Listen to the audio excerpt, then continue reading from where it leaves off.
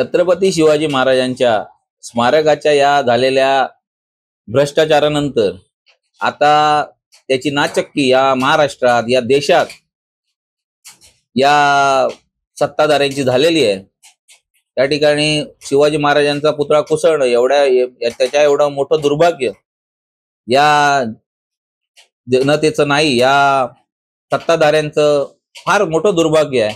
आणि या ठिकाणी मला असं सांगायचं आहे की जर आता घिसाडघाईने तुम्ही त्या ठिकाणी 20 कोटी मंजूर करताय आणि जी टेंडरची जी मुदत आहे ही 6 महिन्याची तुम्ही त्या ठिकाणी ठेवलेली आहे, तर मला सांगा की जो पुतळा बनवण्यासाठीच मुळात चांगल्या ज्यांनी या महाराष्ट्रातले चांगली चांगली स्मारकं बनवले त्यांचं असं म्हणणं आहे की या ठिकाणी ते बनवण्यासाठी किमान 2-2, 3-3 वर्षाचा कालावधी लागतो।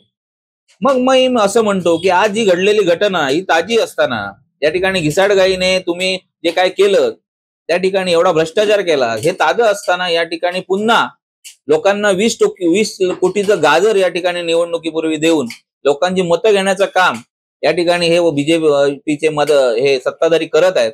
आणि त्यांचं असं मत आहे की लोकांना आपण 20 कोटी भव्य दिव्य अशा काही गोष्टी सांगितल्या की जनता भुलते आणि जनता त्याच्यात आशादायी होते आणि आपल्याला मतदान करते, असं त्या बीजेपीच्या कार्यकर्त्यांचं म्हणणं असेल तर जनता आता तुम्हाला काही विसरणार नाही। कारण आताच झालेल्या रेल्वे स्टेशन मध्ये जी काही गळती 1 महिन्यात लागलेली आहे ती पण जनता पाहत आहे।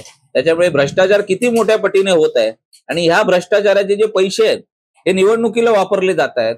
माझा या मालवणच्या जनतेला प्रश्न आहे, कुडाळ मालवणच्या मतदारसंघातल्या, जिल्ह्यातल्या मतदारसंघातल्या लोकांना प्रश्न आहे की छत्रपती शिवाजी महाराजांच्या स्मारकाच्या भ्रष्टाचारातले पैसे उद्या घेऊन तुमच्या दारोदारी हे लोक येतील, मतांना पैसे देतील। शिवाजी महाराजांची अस्मिता बाळगणारे लोक हे पैसे घेतील काय की या लोकांना घालून देतील? त्यामुळे लोकांनी ठरवलं पाहिजे की ह्या शिवाजी महाराजांच्या भ्रष्टाचाराचे पैसे आपण घेता कामा नये आणि या निवडणुकीत या भ्रष्टाचारांना त्यांची जागा दाखवण्याचं काम या कुडाळ मालवणची जनता करेल।